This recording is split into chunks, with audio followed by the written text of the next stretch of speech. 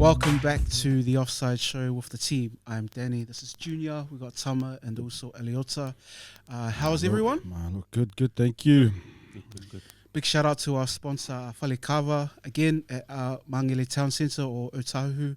The Lions, I was going to call it the Lions Raw Gym, the Fale Dojo Gym out in Otahu. So check it out if you want some good kava.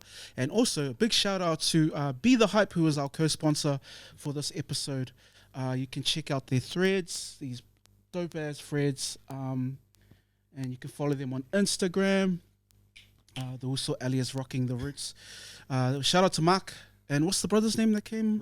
Ricky. Mark and Ricky. Mark, yeah, this logo is dope. You know, the cool thing I just learned, I was talking to also Mark, all of these like slogans that he's got, they're for him. They're like self-affirmations for him.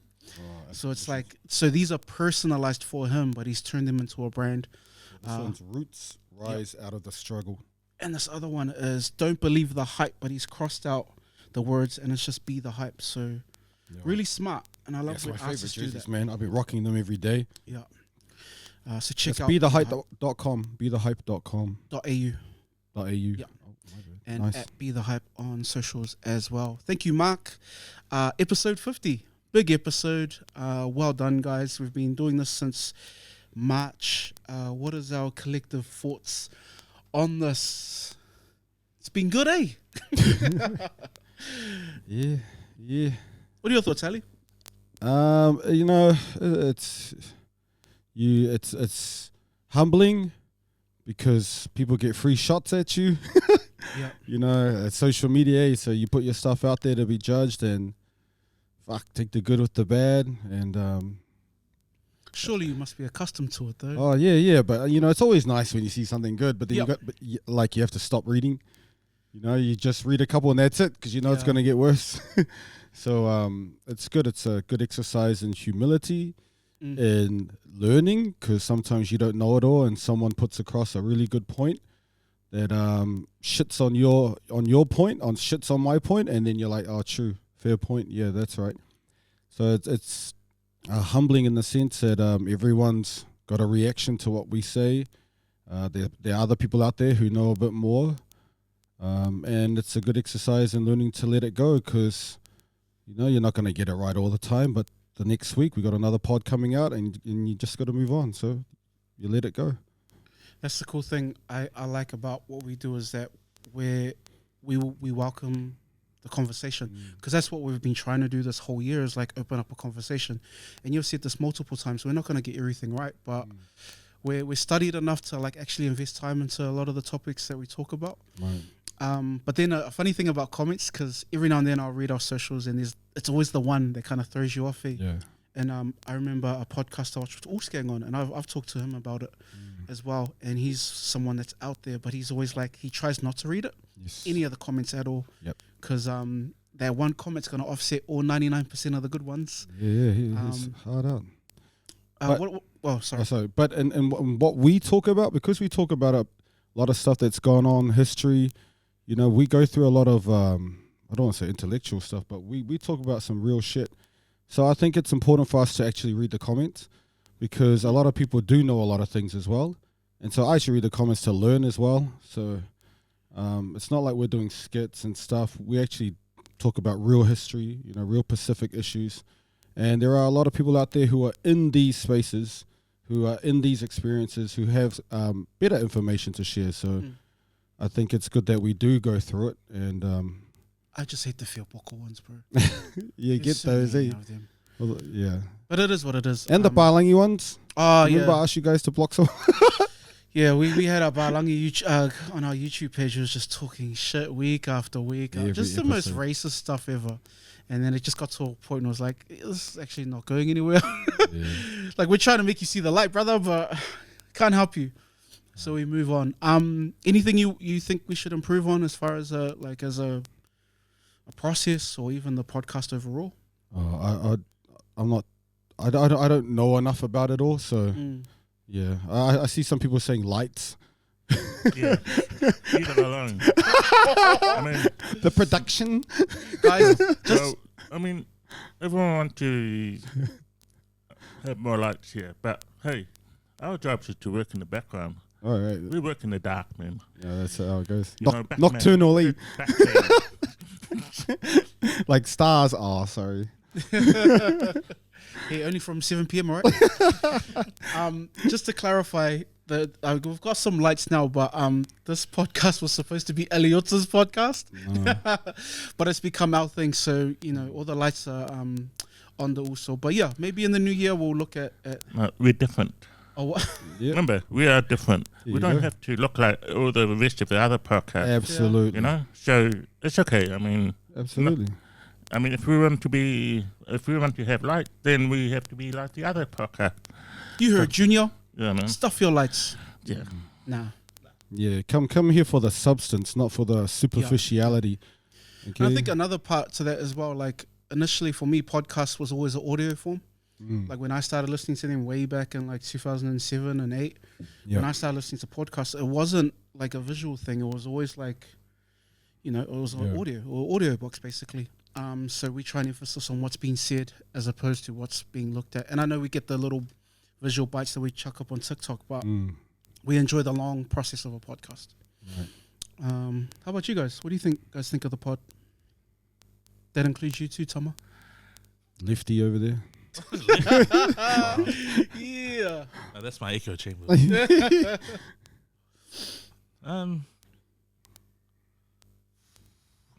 Just a massive learning process of like being able to show the mirror on different topics and sometimes yourself.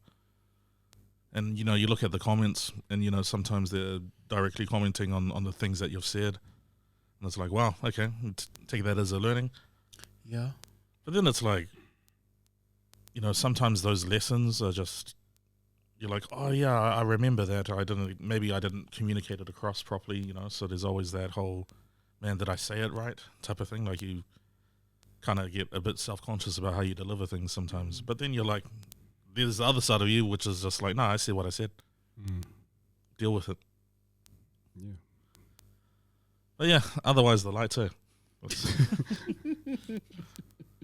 think we got enough lights. You got lots of light. The light is in the conversation. I've learned heaps from this, so thank you. Also, thanks to all you guys. But just the conversation about us and our culture and the people that we're surrounded by and the diaspora. The diaspora. But no, I've learned so much, and it's been a really enjoyable. So here's to another 50. We're gonna go into sports. Sorry. Oh no, yes, sorry. My man was No, like it's all right. shitting. Because I'm always introvert. Right. Yeah. But it's good. I'm learning a lot of things. Yeah. Bro, I tell you what, I'm starting to man. I'm starting to like prepare like a rugby game now. It's really bad because this is on Saturday. I get up, I got to do a workout to sweat out any toxins. I got to fast, make sure my brain's clear, and then I got to come here. Yeah. It's like, it's getting bad. Like, like I'm trying to get the best version of me for this. Yeah. And I don't like it. It's feeling like a rugby game, man. Is that the F words, was it? Yeah, or even that, like, I'm trying hard to not swear. Like, I'm trying to be better at this every week. Yeah. Like, I'm definitely not taking it for granted, but I'm trying to get better at doing this, at speaking, at preparing. And now it's getting to the point where I recognize today, bro, I'm preparing for this like a rugby game now. Sheesh. Like, not eating 4 hours before it, picking up a caffeine shot, exercising in the morning to get everything going. Damn. Yeah, that's why not you're good. Going viral also? No, not good. Bro, STDs go viral, bro. The going viral is not a good thing. But you know what it is? Like, it's interesting that you say that because for me, the best podcasts are the ones that are genuine. Like, as in, like, we can sit in, we chat like this off camera anyway. Yeah. You know what I mean? Like, those have always been the best podcasts. Right now, we get a lot of podcasts that feel forced upon the air. Like, tell us your sad mental well-being story so we can. But it's like again and again and again. Whereas here we talk about the pros, lots of pros, right, lots of cons, but mainly like I like your take on this from the very start was like we want to make sure that we uplift the next brown kid, right? Right. and I don't know why my alarm's going off, but it's going off. But yeah. So it's quite a like an open space here, and I always find those to be the best podcasts. And it's interesting that you're training for it. No, like preparing. I'm preparing for, like, I'm trying to get the best mind across. You know, having it ready at least. So now I'm questioning whether or not I should have the caffeine, especially with a bit of sugar in it. yeah. Have you seen those studies done with a mouse? They give the mouse sugar and it gets lost. Oui. I feel like sometimes I get lost. So maybe, see, that's how bad it is. Like I'm trying to like get the best version of myself on Saturday nights. But it's good we're here, and we'll keep pushing on. It is kind of the end of the year too, so there's not much sports, I guess, in the rugby or on field space, but there's plenty of things happening. We got Carlos Ulberg fighting tonight in the UFC, so we're filming this on a Saturday. Well, he's competing against Volkan Ozdemir, who used to be a light heavyweight title contender. So when Carlos beats him, that means he is closer to the title shot. So this is a big fight for him. Yeah. And we also got Jai Opataya finally fighting back on this side of the planet in Australia and the Gold Coast in the new year, which is a massive fight. It's a world title fight, and he's bringing lots of money back into Australia. He's another cool guy, similar to Joseph Parker, where he's always back in the islands. He's always got that support. Yeah. Any thoughts on those, Urs? Yeah, no, I just wish him all the best. Carlos, man, Carlos, I reckon, can go Hollywood. I really hope he wins. I really hope he can open up more than just the fighting as well. You know, he's got them Hollywood looks. Yeah, he's a very intelligent dude as well. Yeah, when you hear his interviews. Yeah, bro, he's really sharp. And man, I just think there's so much awesome Pacific talent who can go further than just the sport itself. And you see The Rock doing it. Like, man, I can see Carlos being like the next James Bond, man. But he needs to win these matches. Yeah, he needs to make a name for himself, be a champion, which I think we all know he can be. Mm-hmm. But I just really like for these guys to make it, bro. To like be world champ and then go beyond that. Yeah. Yeah, all the best to them both. And on that, it's interesting that you said, like, you know, because we can always just think about what's the next fight for this guy and just be a fan of that. But you've always talked about, like, athletes setting up, you know, retire while you're playing, right? Yes. Another guy that's done it really well in combat arena is Ray Sefo, who is the president of PFL, which is second to the UFC. And that's massive. Like, he's a guy that's taken his talents in the ring, and now he's the boss. Yep.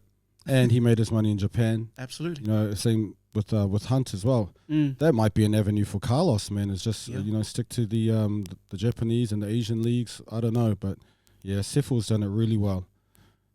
He looks great. Just there's so much talent. There's so many of these awesome young dudes but they have to be good at their craft. You have to make the main thing the main thing. Focus on that. You got to be number one at it first. And then everything else, you know, all the opportunities open up, but he's got to win. You have to win. You got to be good at what you're doing first. So I really hope he wins. I really do. On the topic of winners and someone who's actually won the heavyweight title, Mark Hunt, who was at one point in time, the best kickboxer on the planet. Back in 2002, I believe, he won the K1 Grand Prix tournament, which he competed against Ray Sefo in as well. But that's iconic those fights between those two. That's a legendary fight that the whole world will still watches on YouTube. Yeah, and if you know enough about Mark Hunt, he's that guy, world champion. Transitioned over to MMA from kickboxing. Had a bit of a slow start there because it was an entirely new sport, but competed at the highest levels in the UFC. And he's been fighting the UFC for the past 10 years, almost 10 years now, with lawsuits because of his situation. I guess just to kind of brief the listener, Mark Hunt has been suing Dana White, Brock Lesnar, and some of the UFC brass because of the cheating within PED. What's the acronym for that? What is that? Performance enhancement drugs. Sorry. Yes. So a lot of the guys that he's competed with in the past have been hiding drugs, steroid cheats, and a lot of those fights he's lost as well. obviously, when you're a guy who's got one up on you. So he's been battling that, and he's been trying to sue the UFC brass, Dana White and Brock Lesnar, for the past couple of years. What's your thoughts on this initially, man? And again, this is a surface level chat. Yeah. We don't know the super deep details of this, but We don't know the super deep details, but we will get into it. Yep. Yeah, just give us a week or two. But good on him. And it's really interesting because it opens up a lot. If he were to win, especially against Brock Lesnar, then it sort of like opens up, other sports where there's been cheaters. So like Lance Armstrong, for example, will owe some money to the other competitors.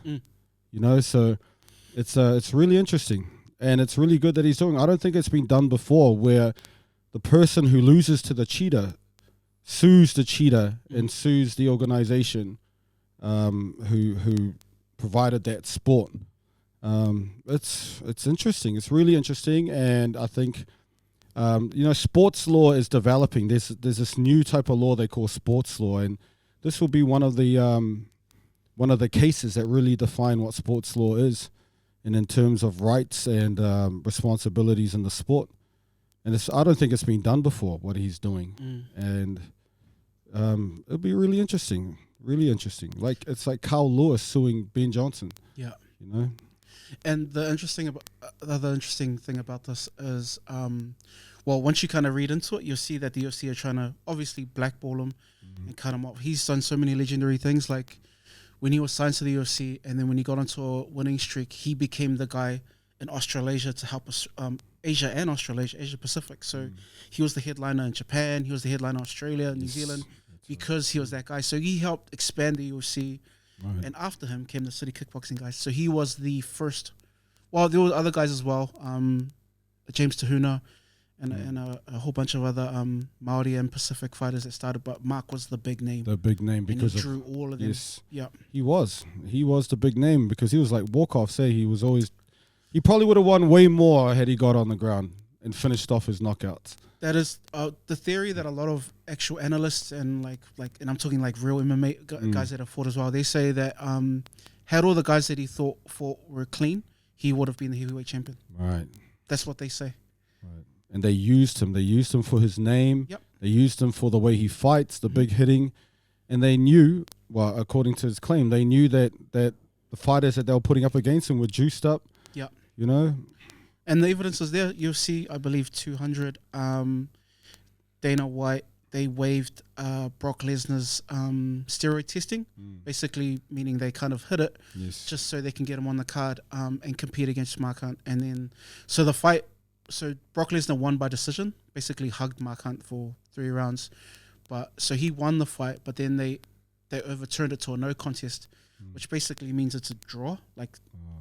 And the saddest part about that is like Brock Lesnar pissed off after that, and Mark Hunt couldn't progress to a title fight because he's fallen in the rankings. Yeah, and so that's what. Yeah, and that's what he said. The damage, that was done to him, because he had to prove that there was some sort of damage because of the juiced up athlete that he fought. Yeah. Because it's hard to really hurt Mark Hunt, right? Especially, it's hard to prove that specifically that you were injured by the performance-enhancing drug in a combat sport, where you're gonna get injured anyway. So it's good on him, man. Good on him. And I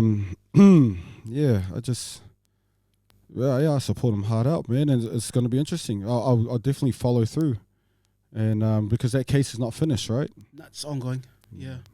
Just one thing to note as well.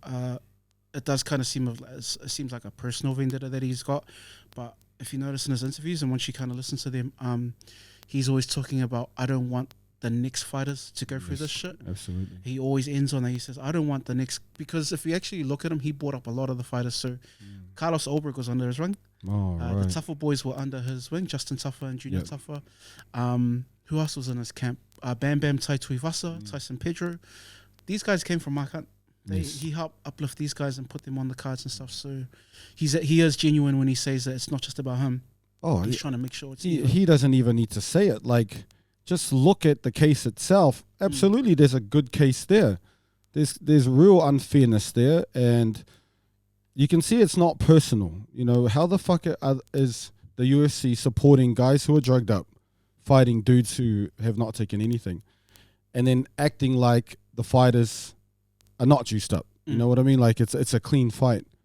Now, good on him. It definitely does not come across as personal. It's a real issue and a real problem that he's addressing. Yeah. And yes, and it will definitely impact the next generation. Lord. It's been a big week here in New Zealand as well, and we've talked a lot about the Māori plight against the bill on the last podcast, but we are here now, the week after. Your guys' thoughts on just the week that's been in regards to Māori versus New Zealand? Oh yeah, it was awesome. It's always good, man. It's always, we did speak about the principles being challenged before in 2006 when they brought out the Treaty of Waitangi Principles Deletion Bill, where New Zealand First, with the support of Labour, Helen Clark's Labour, tried to make changes to the Treaty of Waitangi Principles, and it was shut down in the second reading. We did talk about that, so this is not new. Maybe those ones were forgotten, but this is not new. There seems to be a challenge that happens all the time. And 1989, David Longi did the same thing, and Māori met that and said, that's a unilateral attempt to change the Treaty of Waitangi. So 1989, 2006, and now 2024, seems like it's going to pop up all the time. So it's a good chance, I guess, for Māori to get together and smash it. We spoke about independence is something every generation has to stand up and fight for, because they always try it.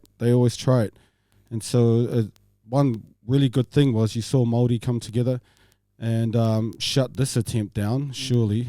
But then we asked the question, like, I don't know if this was a genuine attempt by ACT, because it's been done before and never gone on after the first reading. But I'll be honest. Man, I saw a lot of Pacific and Māori activists mock and ridicule their own people over the mandates and over that time, about not getting the shot and stuff. And so when I look at this, I always stand back and, same thing with Samoan issues. I always remember the time where I got banned from Samoa, and, so I remember the young Māori boy in front of the parliament who had the police push down on his head. Remember that image? Yep. The whole police body pushed down his head. And no one said shit. No one said shit because he was there and fighting for unvaccinated people. But I always said at that time, like, we should always support the different opinions and differences in our cultures, in our people. Our Pacific people, our Māori people, we're not all the same. We all have different opinions and stuff. So when it comes to actually getting together, like now, it means a lot. It's real. And so I always have that at the back of my mind. But no, this was good. I see some people bringing up the issue with the, the Toitu Te Tiriti Limited, that was registered in 15th of September 2004 by Christina Tamihere. Yeah, exactly. People are bringing that up, saying, "What's this? How was this registered 2 months ago?" So I mean, there's a lot of things that are coming out of it, but we spoke about this before. I think now that is done. That was on Tuesday, I think. Yep. Now what? What's the next step? In the meantime, Indians and Asians are pouring in. We spoke about the loss of political power. When you lose when your population becomes a minority in its own country. And you're outnumbered. So Māori and Indians now, Indians and Asians now outnumber Māori. Indians are on TikTok saying that Indian language should be an official language of New Zealand now. There's a lot going on, and it can't just be about the treaty all the time. Unless you weave the treaty into these other sectors in society, and I think You know, there's a lot going on. The electoral roll, I see the Māori Party are trying to get Māori to everyone get on the Māori electoral roll, which is great, but they need to increase the number of MPs on the Māori electoral roll. You know, it's only at 4 or 5, I think. It needs to be about 20. You know, it needs to gain a bigger political piece of the pie and not be such a small minority. But there's a lot of maneuvering that can be done now. You know, now they've garnered everyone. Everyone is behind the Māori movement, and now it's time to, well, it's up to them what they want to do. But you know, I'd probably move into, you know, getting the treaty principles and immigration, increasing the Māori electoral roll to 20 MPs, not 4 or 5, and but.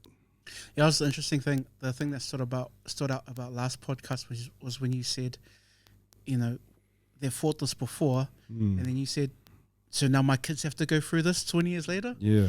Because it seems like the cycle of when will they learn, but it's like, when can we just move past this? Right. Because on socials, they'll go, it was years ago, just get over it. It's like, yeah, but you guys are doing it again. Yeah, and that's why we can't. How can anyone get over this shit? It just goes again and again and again. No, but the vibe was great, man. You know, it was real, and it felt real, and so it's got to move into the real shit. Yep. Which is like immigration numbers, population numbers, political power. You know, one of the cool takeaways from this, and I know like people will talk about the popularity of Hana's, you know, tear of the paper in Parliament and the march and the thousands there. The cool takeaway that I see is when Aboriginal people, it champions Aboriginal people, because they see that and they go, cool, they're still fighting. Māori are still fighting. I saw a lot of native Indians in America. I don't know if that's the correct term, or just Indigenous people. My apologies.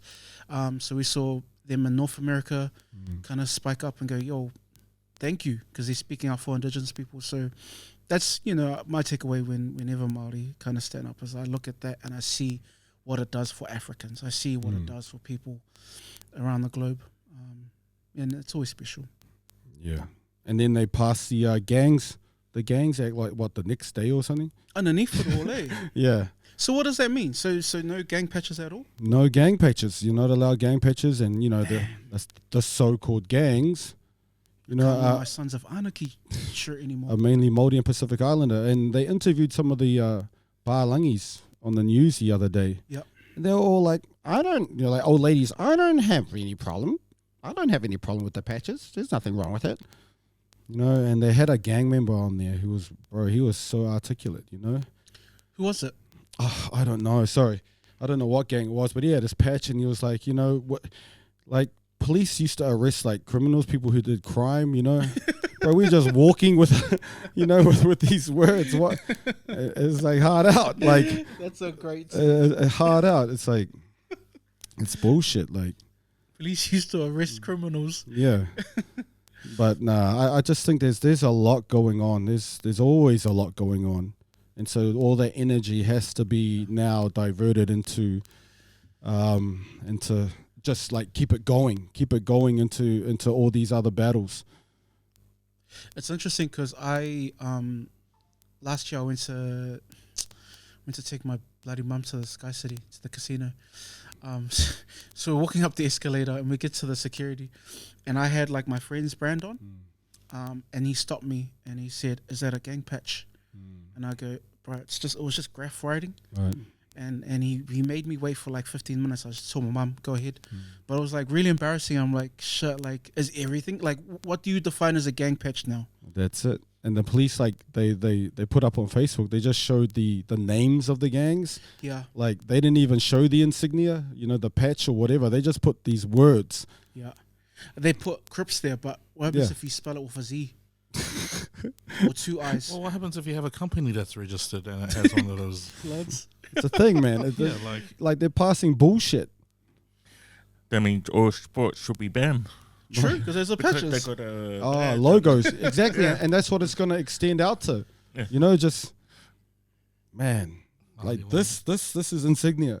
Yeah, whether it's Know what going I to be mean? enforceable is another Is another question. Oh, the new police dude in Police will charge. enforce it. Yeah, was saying we're gonna go after them, man. We're gonna make sure that we're gonna clamp down. And what the fuck?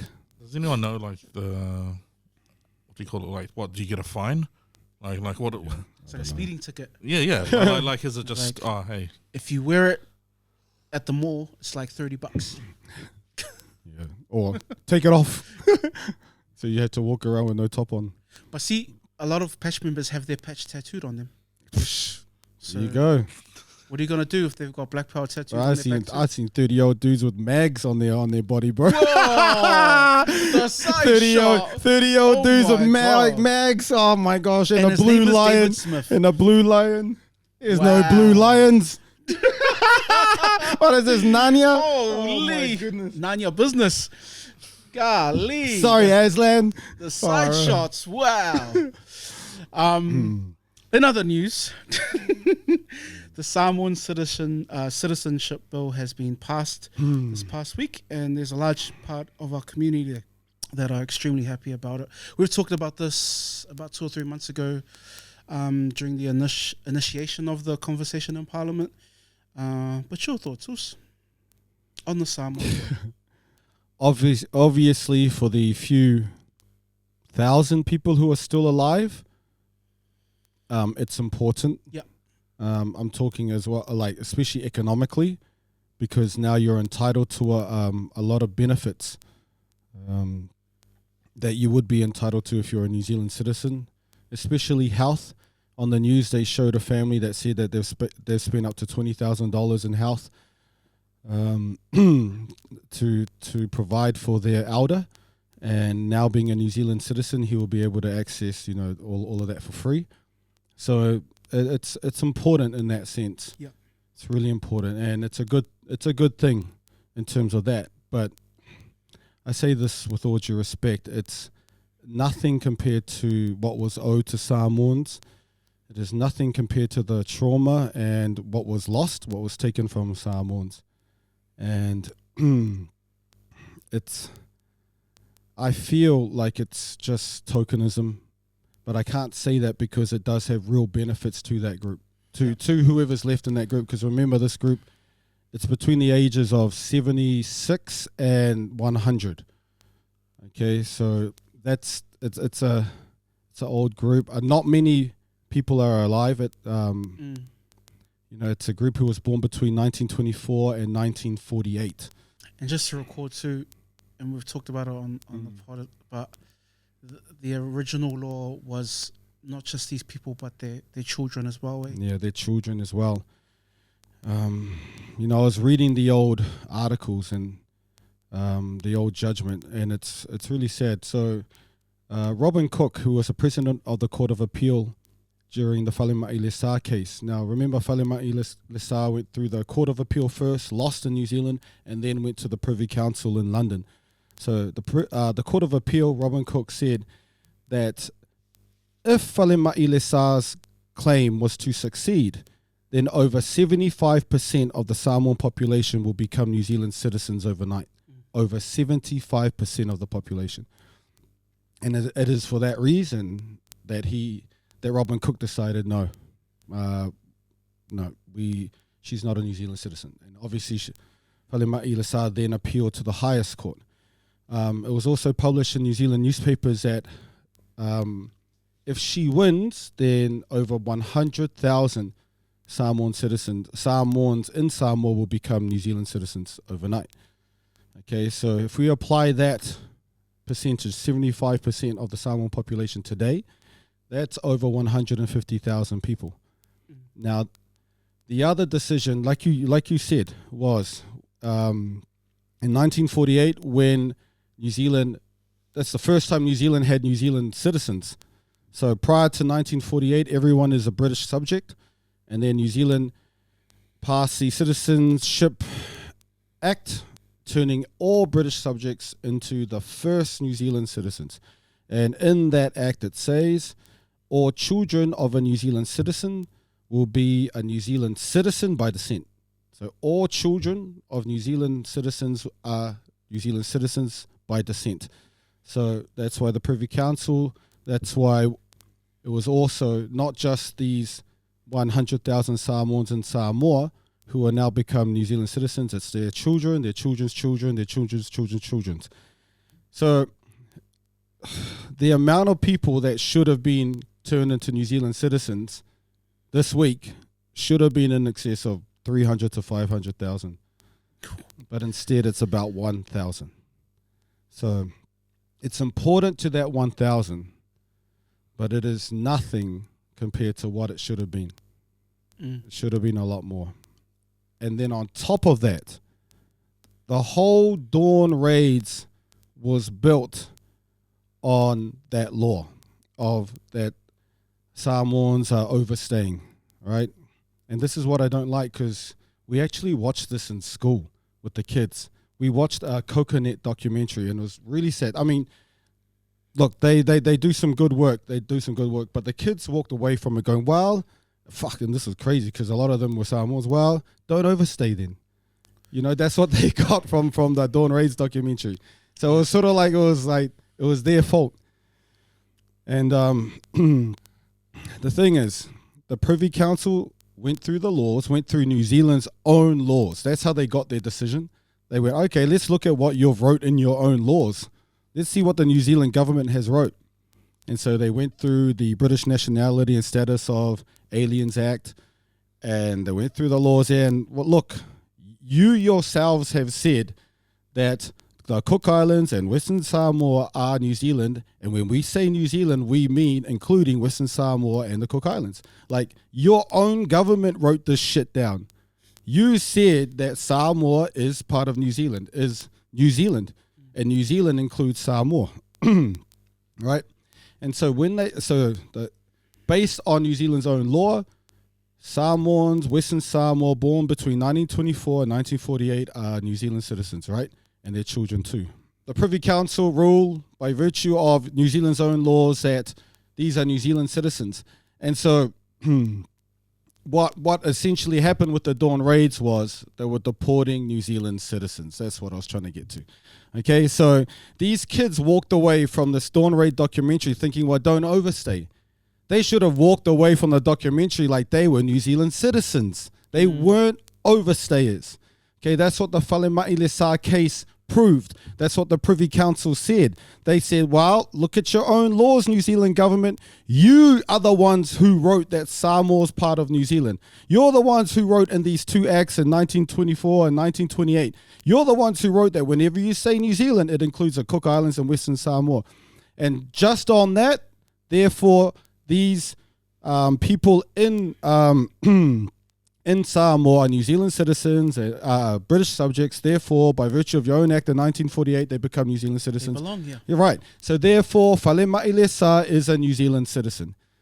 They weren't overstayers. And this is the problem that I have, is that the history that we're writing for these kids is off. Like, they're not overstayers.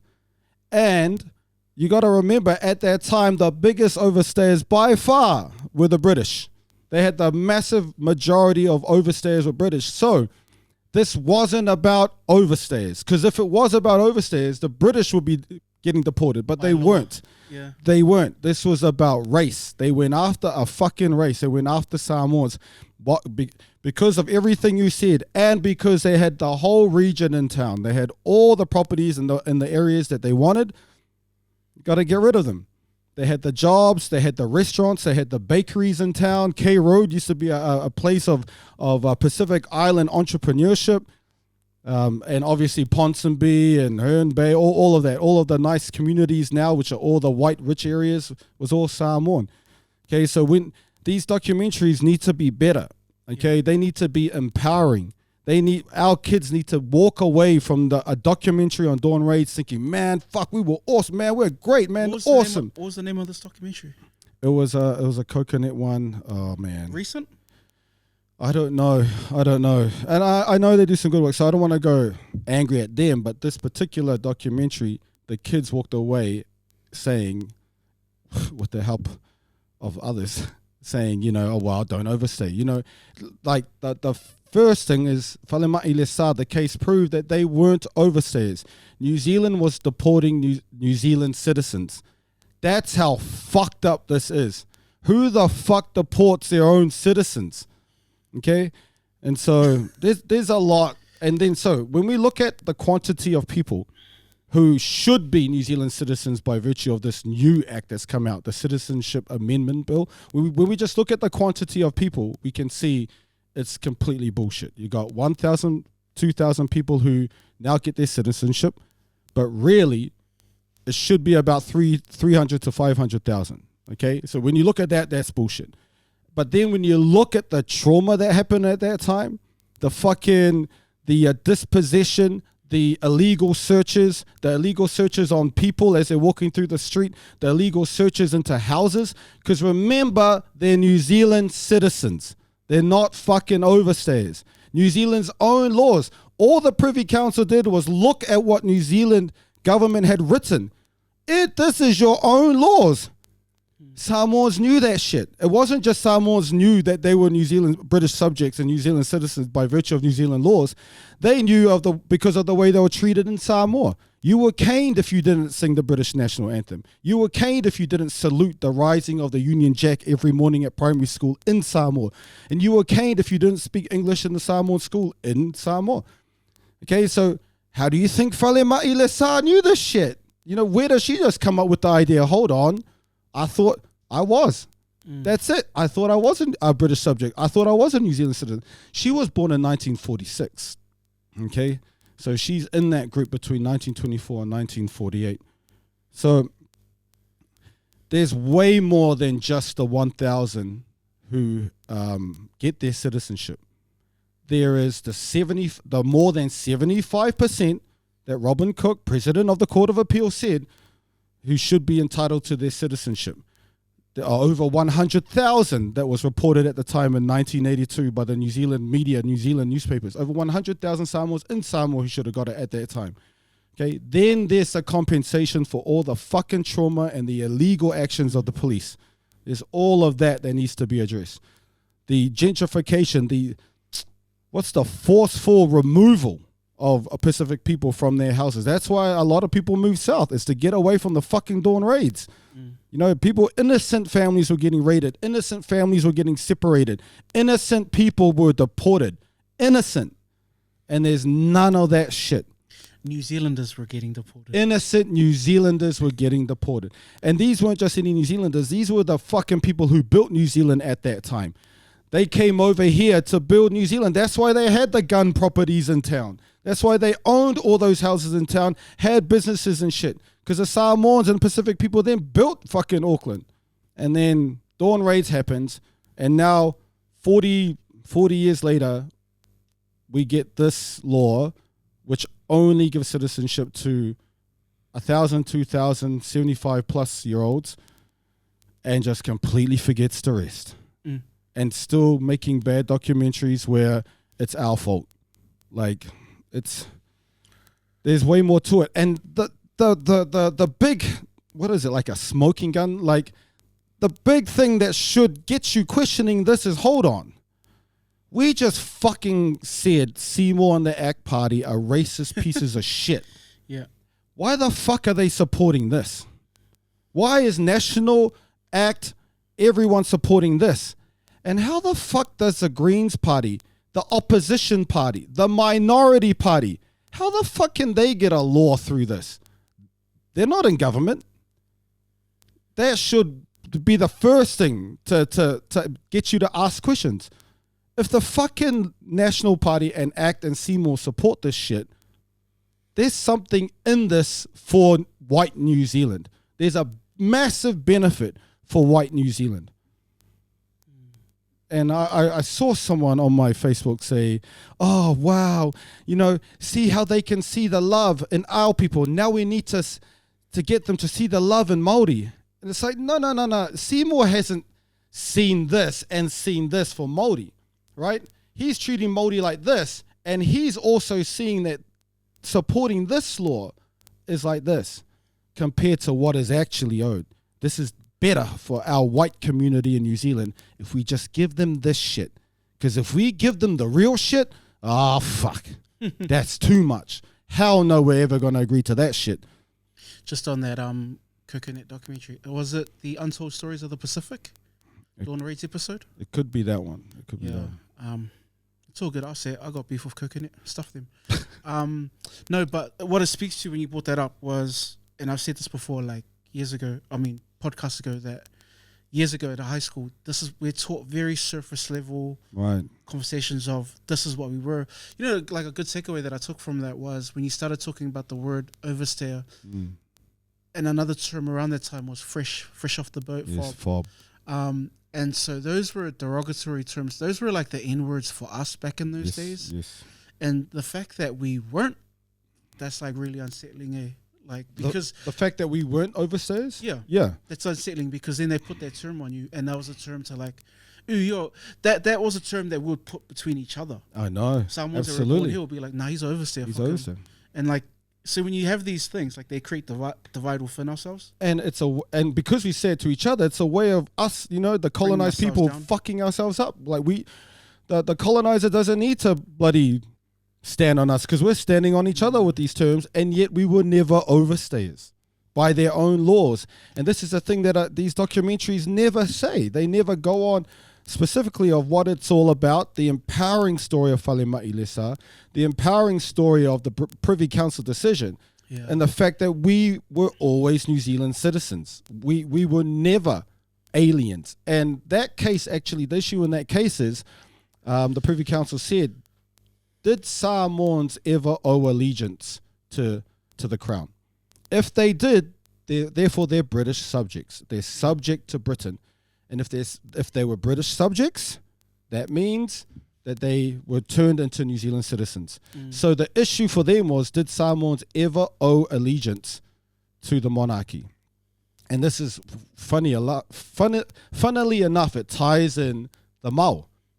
And they said, well, like, if you have these organizations who you're saying are treasonous and like seditious, right? For example, the Mau, but they didn't say, for example, the Mau, but for example, the Mau. If you're saying that they are a seditious organization, which New Zealand government did, you're saying that they owe allegiance to the Crown.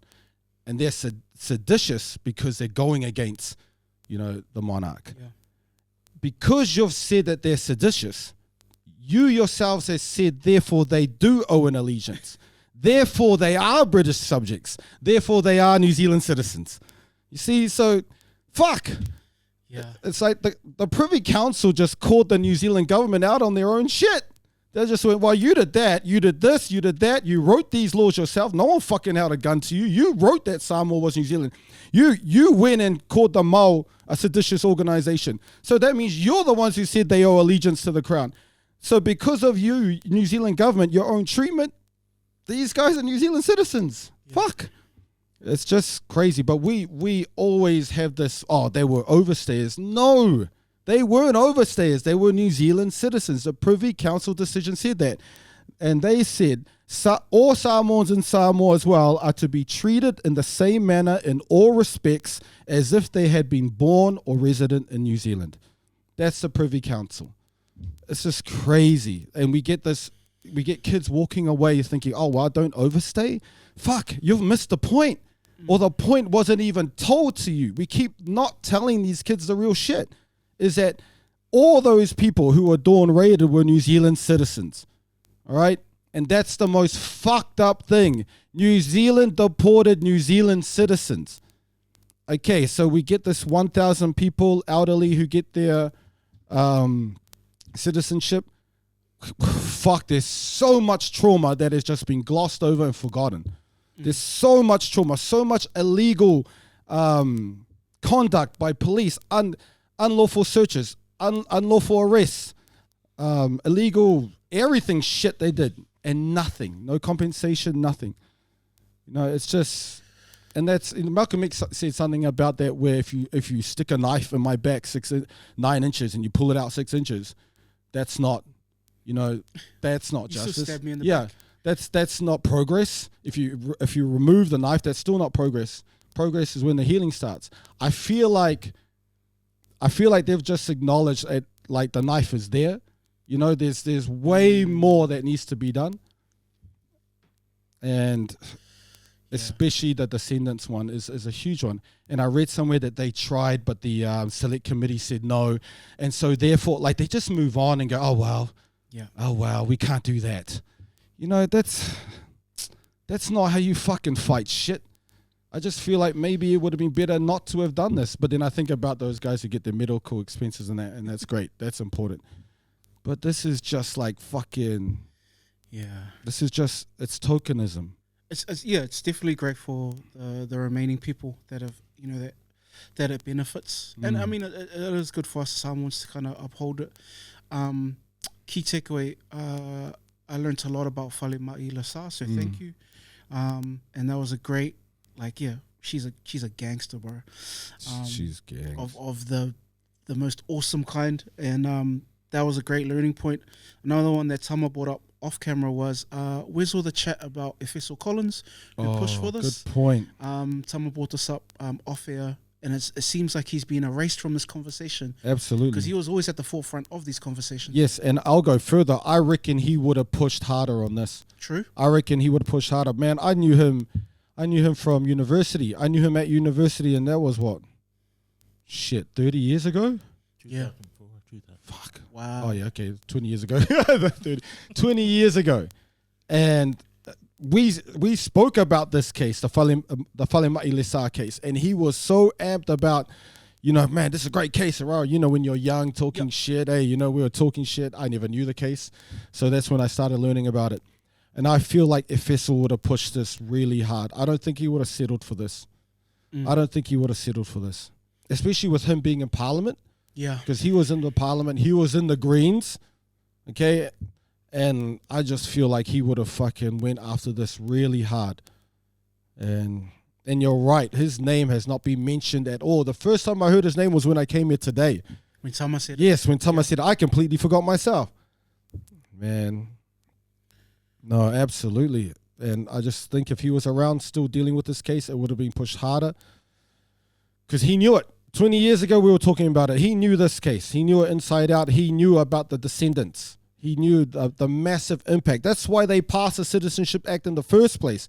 Because if you had 75% of the Samoan population all of a sudden have rights to benefits, housing, superannuation, shit. That's why they passed the quickest law at that time. That was the quickest law ever passed. Supported by David Longi as well. It wasn't just Muldoon. Labour Party flew over to Samoa as well, and I think it was Vai Kolone, and I think Slade. Yeah. They said the better. But I feel like if Efeso knew this case, if you know this case, and you wouldn't have settled for this, because there's so much more. Man, there's a huge amount owed to Samoans. Huge. And yes, this is important for that 1,000, but that's not what the Privy Council said. And I noticed that this act, they first said that they tried to bring out a whole new act, and they called it, what was it, the Restoring Citizenship Removed by Citizenship Act. I remember, because we were talking about it was so fucking hard to say that, to say the name of that. Now it's turned into the Citizenship Amendment Act. So in other words, they haven't repealed the old act. They've just amended it. And so... like you say, man, contracts can change. Oh, bro. It just fucking... It's just... And then if you got Seymour on that supporting it, you know it's benefiting the majority of Pailangis. I mean, when you hear the word amendment, it sounds friendly. Exactly. This is the first, the first name for it, where it's just like, hey, like it's a removal of... Yeah, remember, the Citizenship Act has been named the most racist act ever. So we thought it's going to be repealed. You know, just fucking throw it in the bin. No, it's still there. Slightly change it. Yeah, they just amended it. Slightly change it. Just rub out this section. We'll keep the rest of it, and we'll just add in this. Because, when you mention like all those benefits, right? Right. To all those, I feel that they're going to get stonewalled by, you haven't been living in New Zealand for 10 years. Oh. Like all of those things, like especially with pensions and things like that. Access to, I know access to healthcare would probably be open, but, it's those everyday things, when they come to New Zealand and, try to claim these things now with this amendment and that's gone through, because the effect of that behavior-wise that'll trickle down. Right. It's going to take a while. So there's going to be a lot of frustrations, a lot of maybe those smaller day-to-day injustices. With this group that have their citizenship, and they're old, they're and very old. So energy-wise, it's just energy-wise, absolutely, and that's another thing. You see, this is really cool because I was reading like around that time, all of the British colonies started going for independence, and the British actually they had a meeting where they sort of directed the colonies, it's time to get your independence. It's time to create your own citizens. Right, and so that's why they started the New Zealand citizenship and all of that. Yeah. And all of that, like you've just pointed to, what it does is your grievances now become to the New Zealand government, right? Yeah. Māori now, New Zealand government and us, New Zealand government, and it protects, it creates a buffer to getting to the British. Is it not like in contracts like novating agreements? Agreement novations where they just now this entity is going to be responsible for everything. That's exactly what it is. And I think, they're so fucking calculated. And there should be legal action against the fucking British. Do you think they're just really dumb and they're like, oh, oops, sorry. It's either one or the other. Yeah. But I like the narrative around this really needs to change. And it is it's the foundation of Dawn Raids. Is the Whalemai Lesa case, is that they're deporting New Zealand citizens. Like the whole Dawn Raids. It's just fucking crazy. And like I wish our kids are watching these documentaries, by the way. So Coconut, everyone, like they are watching them. Mm. But you can uplift them and give them a better real story. Like they weren't overstayers. Tell them that the Privy Council said that New Zealand government had defined them as New Zealand citizens. That's why it was fucked up. That's why it was a racist law. That's why the New Zealand government acted quickly to go and quickly write a law, because they realized, oh shit, we got caught deporting our own citizens just because they were brown. Just because they were brown. Had nothing to do with overstaying, because if it was, then the British would have been deported. The massive majority of overstayers were British. Over 70% were British. None of them were deported.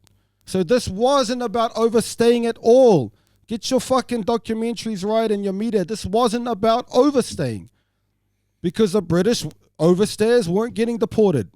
It was about one group of people being targeted, blamed, scapegoated for whatever.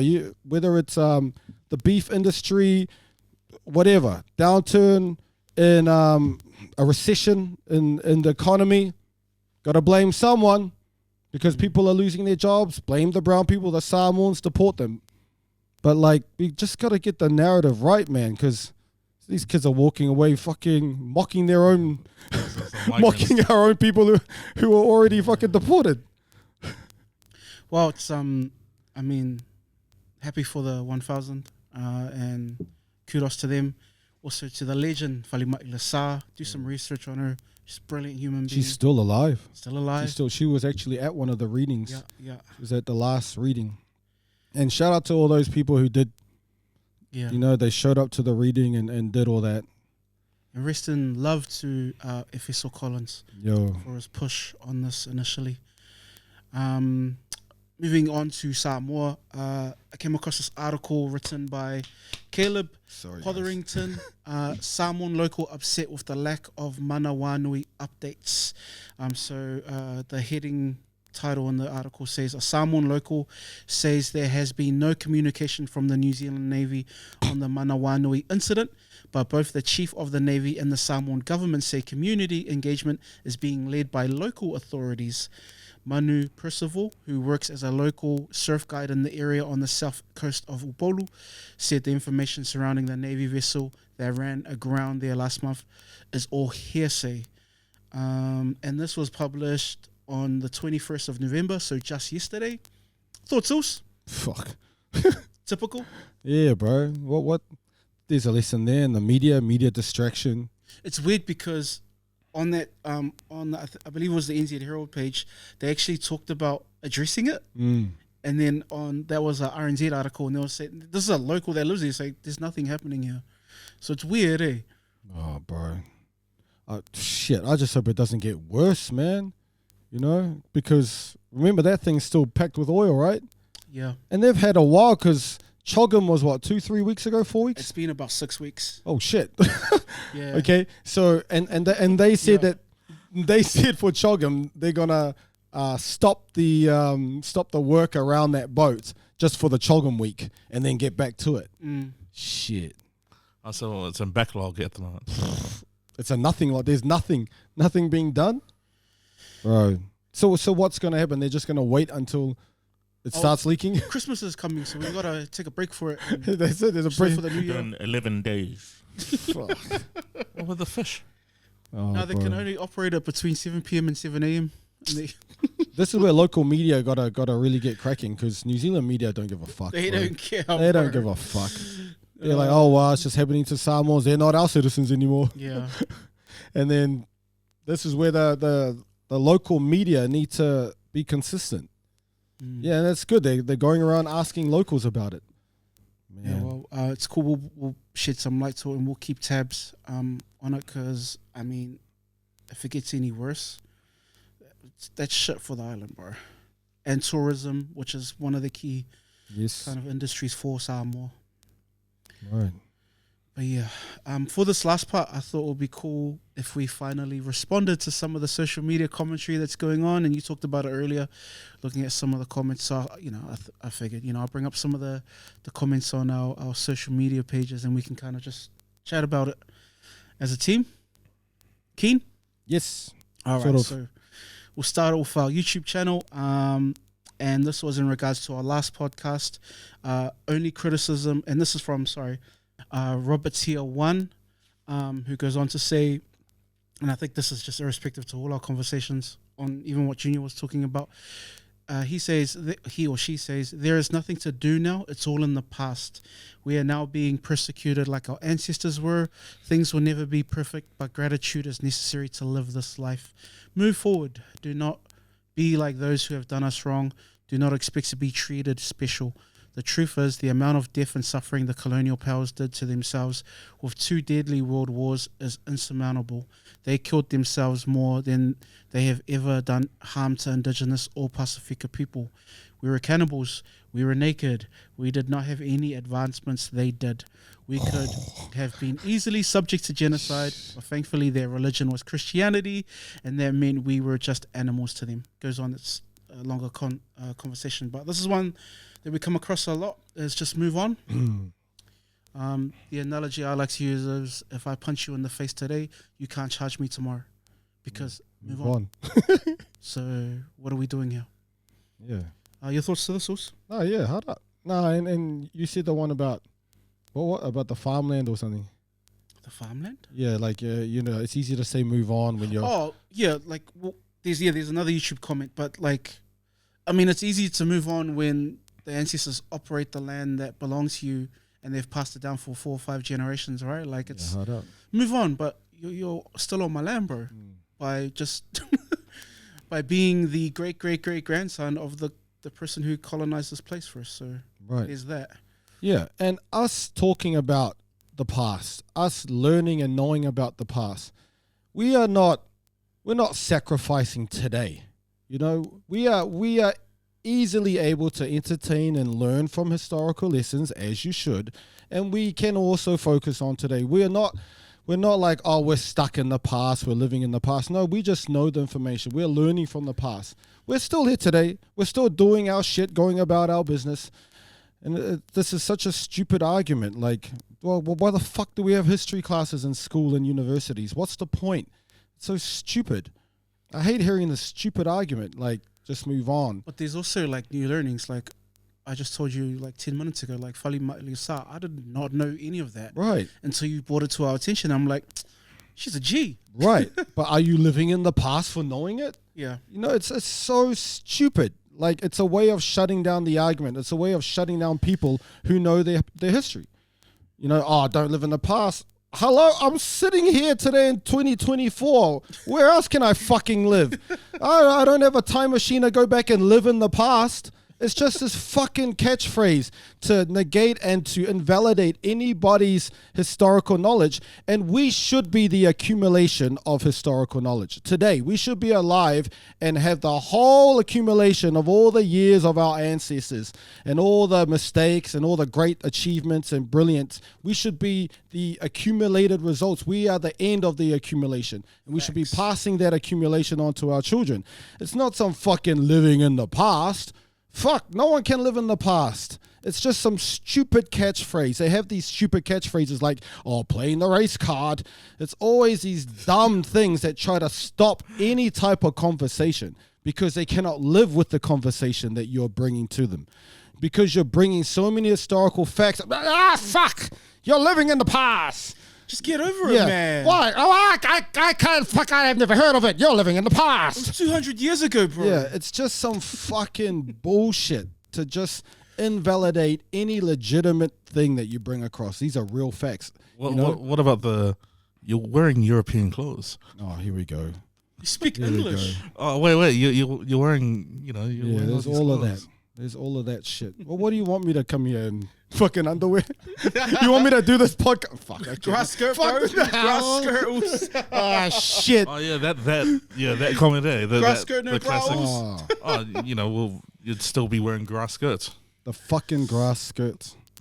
Bro, these fucking troglodytes, if we took them back to the caves and talked about their shit, where they'd still be fucking having one bath a year. Stinky fucks. You know what? Like, you said something really interesting about the just the reaction to it, like the inability for people to not have this conversation further because facts and history, right? It speak like this is kind of like a thing. When you're I'm playing the race card, guys. Play it. When you're a brown person and you articulate yourself in a business meeting and I'm stern and I tell you straight up like this is this and that. And then they go, oh, you're attacking me. Whoa, yeah. Don't be so aggressive. You're attacking me. Especially if you're a brown man. If you're a man as well, a brown especially male. when you're a man. And I've had this. And they cry. And the white girl will cry and then she'll get everyone to go to you and go, hey, leave her alone. Your communication is shit. I was I've spoke to you in full English.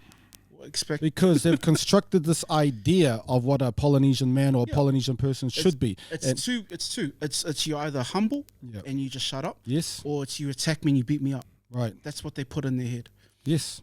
You can't. There's no middle ground to you. Right. Like, can I just have this conversation in your language and just be honest? And they're good at shutting down languages, shutting down conversations. Like that's how they fucking operate, bro. They don't listen. They just take. Just like Robert Gillies said, that's all they do. Take. Fuck. At Train with T Diddy, that's the name on the YouTube comments. My little T Diddy, Tama Diddy. This person said, without baby oil, I just looked up the Waikato immigration scheme. Damn, this shit was real back then. 4,000 immigrants from South Africa, Britain, and Ireland. This shit is just crazy. And so when you're bringing in 4,000 people, and I'm assuming some of them would be families. It's more than that. It's more than that? It's more than that, and this was one scheme. Yeah. There were heaps of schemes. Remember, their population went from fucking like 1,000 Balangis to bloody 1 million. Just like that. There were heaps of these schemes, heaps of incentives. And the main one was free land. But this is I just gave that scheme as an example. That was just one scheme. No, there's heaps more. You know what's interesting about that, because you've posted the video on your TikTok and then we did a short cut on of the same thing. A lot of people are like, they're doing the trauma bonding thing, but they're going, shit, like, that was like, there's a lot of Māori that are surprised that this was an actual thing. I was too. When I read it, I was, holy fuck. But you know what? I actually was, I was reading some stuff on Martin Luther King. And like he starts to sort of, towards the end of his life, he's going towards Malcolm X. Like before there were two different styles. Yeah. And he was more peaceful integration. Malcolm X was like, fuck those white people. They're shit. He actually wakes up. Martin Luther King actually starts to go towards Malcolm X, and he realizes, there's a speech that actually is doing the rounds. He's realizing that the white colonizers in America were given free land, free subsidies, free loans with no interest, They were giving all this free stuff, all right? And that's the key for me, because I know that the British, the monarchy, and what they did in one colony, they did in the other colonies. Yeah. Okay? So when I heard that, I started looking for, I bet you they gave free shit to the white people in New Zealand. And remember, whatever you look for, whatever you so you seek, followed up from absolutely, the American experience. yes, the African whatever you American. seek, you will find. Okay, and also you want to go into like why the woman got the vote. Look at to what the American woman, white woman, and what they were pushing. But remember, the colonizer uses the same techniques in all these different colonies. Same thing. The guns that they brought to New Zealand for the Māori Wars and that, they were brought over from the other colonies. It's the same strategic plan. And so when I saw that Martin Luther King, I told myself, I bet you I will find this shit. I bet you I will find this shit in New Zealand. Go to the Papakura. What a blessing. See, I would never have known that museum was alive. It's just a little museum with these information on the wall. Yeah.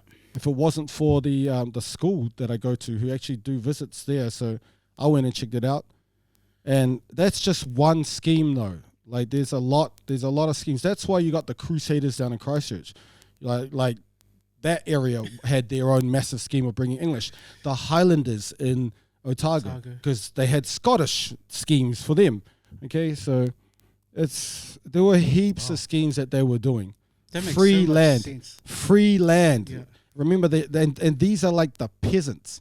These are like the dirty peasants coming from England. They're trying to get them out. Yeah, and the criminals, the convicts. Yeah, the criminals in Australia and all of that.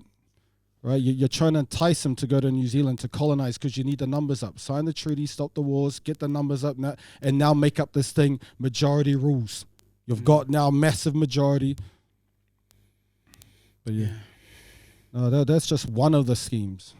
On TikTok, we have Shanae, and this was in response to the latest TikTok video. She says, I remember my mum telling me she used to get punished for talking te reo at her school. A response to that from Aotearoa, I think. For real, my nana was beaten at Whareora school in Whangarei for speaking the reo. Now none of us can speak it. I'm learning now, but wish it could have been from day dot. Yeah, hard out. That's for a lot of us too, Samoans as well. Man, I wish I could have spoken that shit when I was young, but it is what it is. You know, so we just got to accept what has happened and we just got to get on with it. If you want to learn it, got to learn it. Yep. But that's real, man. And in Samoa too. It was personal experience. My dad specifically told us to speak English at home. Yes. Because our chances of having a future, yes, like he almost he foreboded it. He said, we're not speaking that shit here. Right. You guys won't have any chances getting anything off your Samoan culture. And, you know, that's just what those times were in the 80s and 90s, right? Yeah, and it's changed though. Like, you know, law firms are looking for lawyers who can speak Māori and Samoan. You can make, you know, now they're looking for teachers who can speak Māori or Samoan or even Tongan. They're starting up. If you have a teacher who can speak Tongan, they'll do a class every week. So now we're seeing that our culture works, man. You can make money from our culture. We're seeing the tattoos, right? They're giving tattoos, making money from it, making money from our languages. Like Moana 2 shopping in Christmas. Everyone's looking forward to it. You see, so our culture helped our survival back in the day. It can still help for our survival, even in a capitalistic society. You can still profit and make money off it if you can get over the gatekeeping. I think it's pretty obvious because as long as those people exist, there is going to be a market for it. Regardless, there's always going to be a market for it, so long as our people exist. That's the thing, and we're still here. Yeah, that's why it's important, man. Have babies, guys. Have babies. I want to shout out. I just remembered a quote I saw on Facebook. I want to shout out the Uso Lowy Tofa, who's a great actor. He's the ASB guy, the big Samoan guy, and all the ASB heads. You guys, that's the Uso, man. He's a talented actor, but he said something really cool in regards to what was happening last week. During the marches, and it made so much sense, and I didn't really click onto it, but he said the kohanga reo generation is here. And then I was like, what? And then I had to rethink about it. When I was growing up, I remember all the kohanga reos that were set up locally, right? And he's right, like 20 years later, Hana's in Parliament as a 20-year-old speaking Māori and grilling out all these old Palangi's about it. Yes. So I thought that was pretty special, like kohanga reo generation is here. And the Palangi Māori speakers are here as well. Mm. So it's very important. You got to watch out because there are Palangis now who speak Māori very well, but they don't have any Māori cultural ideologies on them because they never learnt their Māori in the marae. They never learnt their Māori waking up with their grandparents and their family. They learnt Māori in a class. And there's a generation that learnt Māori in the class and don't have these concepts of aroha and giving back to the land and all of this. So there's also that. And this is Samoans as well. You know, there's a generation that learnt Samoan language in a class while being Palangi in every aspect of life. Okay, this shit's real, man. Real. This shit's real. So again, our languages can be exploited too, but it definitely is good. There's definitely more of our Pacific people who can speak their language. There's also more Palangis who can speak our language because now it's accessible to everybody. Now that it's profitable. Now that, like I said, the lawyers are looking for lawyers who can speak languages. Chehu. It's exciting times. On our Instagram page, CTLA DM'd us and he goes, "Hey Uso, can you ask Eliota for any tips completing law school? I'm finishing my electrical apprenticeship and now in the preparations of finding a pathway which can suit me to earn a law degree." Bro, to be honest, I would grow on the electrical apprenticeship and then add plumbing and building and all of that stuff. I'll probably do that with the amount of shit I need. But if you want to do your law, it's just reading, bro. It really is just reading. You have to do your readings every night. And as boys, bro, we tend not to read, bro.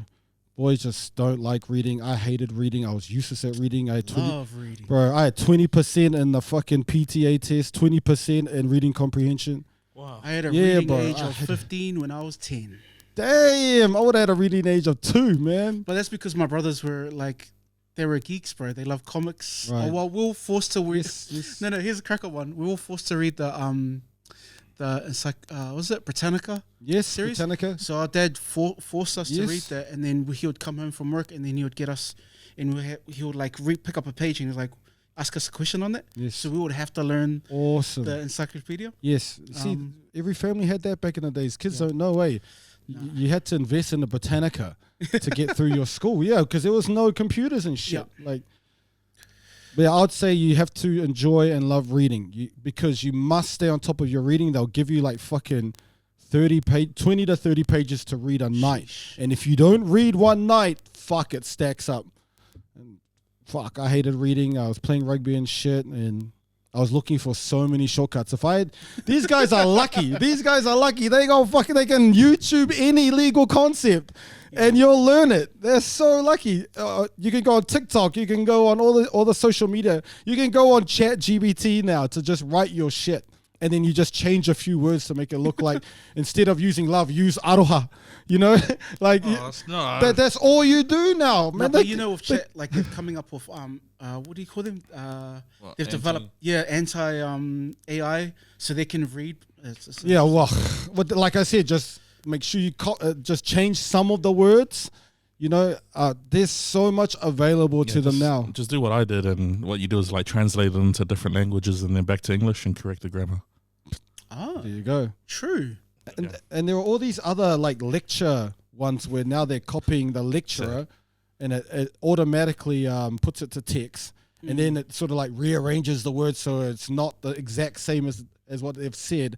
It's fucking crazy now. Like, you know how they say lawyers is going to be one of the first to die and to like the law profession, when AI gets really going, the law profession will be one of the first to die. Wow. That's interesting. Yeah, it's real. I don't know. Accounting. No, I don't think so. Accounting. I don't think so. I don't know. They won't let that happen. That's the thing. The lawyers won't let that happen.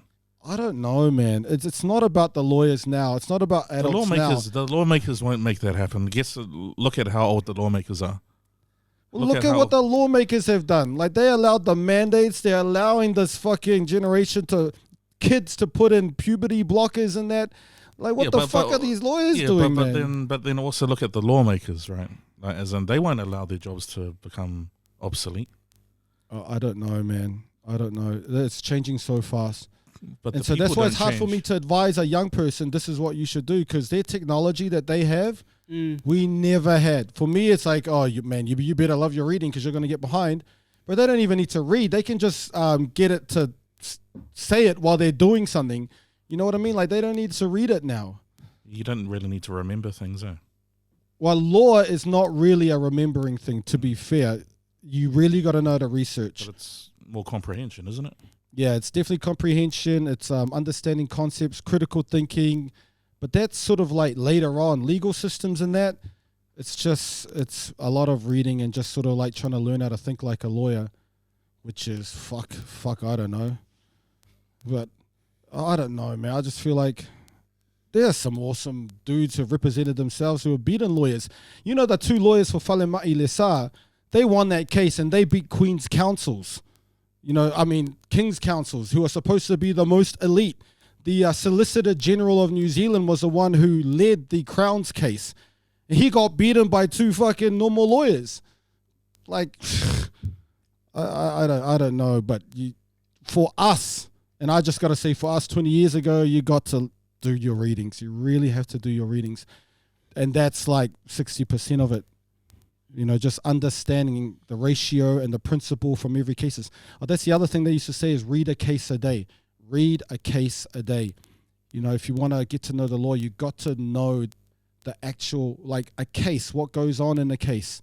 So like, for example, if you do a case on DNA and they say like things like, oh, in the nucleus, the mitochondrial or whatever surrounding the nucleus, you go learn that shit as you're reading the case.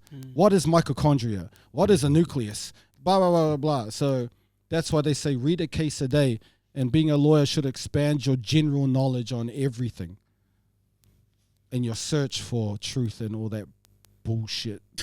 Because, man, fuck, the amount of corrupt bullshit. Well, we're just talking about this law that just got passed. It was... It just sounds like it's going to radicalize people. Eh? Well, it should. Law should radicalize your thinking in terms of you should be pushing boundaries. If everybody says this, you need to look at why are they not saying this? Remember, the lawyer has to represent an accused rapist, an accused murderer. You have to be able to represent and advance and put forth these strong ideas that this person's innocent without surrendering to, you know, that I am supporting rapists or I am supporting murderers. Like, there's all of that shit. Continuing on with Facebook as well, Michael Kava states, the King of Tonga today is from the Kanu Kupolu line and can trace their ancestors back to Upolu. We were originally one people. I think a lot of people have said that. There's a lot of Samoans in the comments saying things like, no, this is our malu, not yours.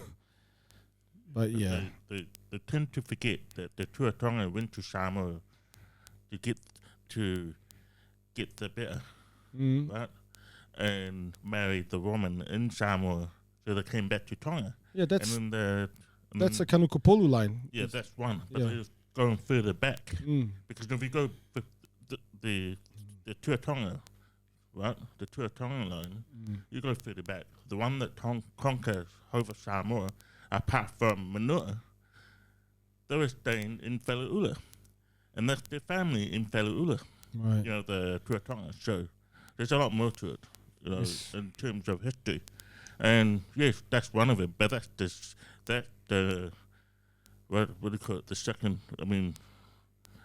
that's the second line.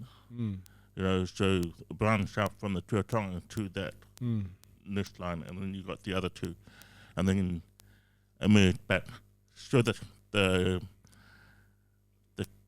King's son will be the first one to unify it all branch into one.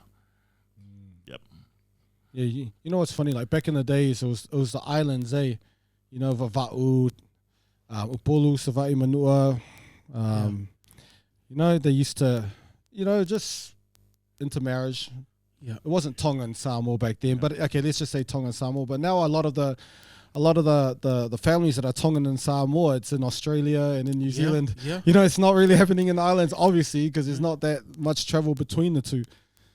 But a lot of the Samoan and Tongan families that are now pairing up, it's happening in New Zealand and Australia, which is great. No, definitely one history, yeah, for sure. And this is the last one from Facebook. Swane Sikamiti, he says, I love listening to your podcast, full of information, unbiased, and your compassion towards our athletes, past and present, that hasn't been dealt with properly, as in case of Lomu. Tua is spot on from all angles. In this case, and this is in response to our chat around Mate Matonga selling out and where the money's going, selling out the stadium in Parramatta, he says, in this case, Edwards and his MMT committee tried to wreck the team, even tried to get rid of Wolf, who is the coach, and his coaching crew straight away after 2017 because they wanted to control money. The players, and eventually ended up in court where International Rugby League dismissed them from being the representative of our team that is now the Tongan 13 because Edwards and Co are still trying to make money out of it for their own benefit. That could be the perception. Sometimes when you go in and say, look, what about us? And you get the perception that you're trying to control and want all the money. I got sent a lot of information after that pod. True. Yeah, a lot of the real information, the real money, the receipts, like literally the receipts, the actual receipts. Yeah, like the actual figures and everything was sent to me, and I was like, oh shit. And it was pages and pages, and I was like, oh fuck. So trust me when I say this, they've got nothing to hide, man. I got disclosed everything. Why would they want to get rid of Wolf? I don't know. You see, that might be his interpretation of it. I think they definitely want something. Right. That's true. The Tongan Rugby League want something. They want some money. And I don't see that being unfair. Like, they started the whole shit. They like we said before, there are Tongan kids playing rugby league in Tonga. There are Tongan people playing rugby league in Tonga. They should be allowed to have some money for them at least. But at the very least, they should get something for starting up the 5 clubs in order to create a Tongan international team in the first place. Because you weren't allowed a Tongan team unless you start up a local Tongan competition, which is what they sort of do in every sport. Because they want the sport to grow, if you want to have an international team, you got to start up a local comp. Like, they did all that. So when Edwards is talking about, like, we get nothing, we should get something, absolutely. And maybe that comes across as, wow, you guys are so greedy. But no, to me, it's just basic. It's just simple fairness. They should get something. They are in Tonga. Their kids and the rugby league community in Tonga must get something out of all of this. Now, if they want to get Wolf, maybe there's something about, like, Wolf is the one stopping all this coming in there. It could be that. I don't think the Tongan Rugby League are the enemies, and to ask for just a portion, a percentage of massive money that they're making huge money, and not a single cent goes to Tonga. What's your fucking argument for that then? That's what. Why do you want that? Yeah. You know, oh, you want all the money, bro. They've got zero. So that's that thing of Hannah Schmidt saying, humble yourselves where you're flying the fags around, but what have you actually done for the island? What are you doing for the islands? They've got 0%. So all of this, they're greedy. They've got zero.